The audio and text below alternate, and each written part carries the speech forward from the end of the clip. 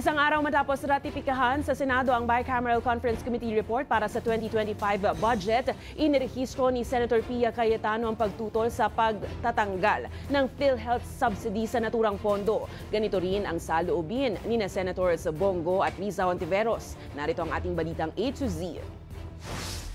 Kinikwestiyon ng ilang senador ang pagtatanggal ng PhilHealth subsidy sa 2025 national budget. Sa Bicameral Conference Committee report kasi ng Pambansang Pondo, sinabi ni Senate Committee on Finance Chairperson Grace Poe at Senate President Francis Cheese Escudero na kailangan munang gamitin ng PhilHealth ang kanilang reserbang pondo. 600 bilyon muli yun.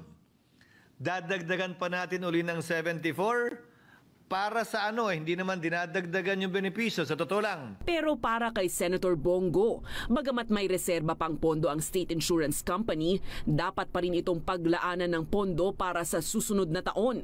While we acknowledge that PhilHealth has still billions in reserve funds, sabi nila 500 billion, wag naman zero budget. Ito rin ang pananaw ni Senators Riza Hontiveros at Pia Cayetano. Ayon pa kay Cayetano, ang zero PhilHealth subsidy budget ay labag sa sin tax law.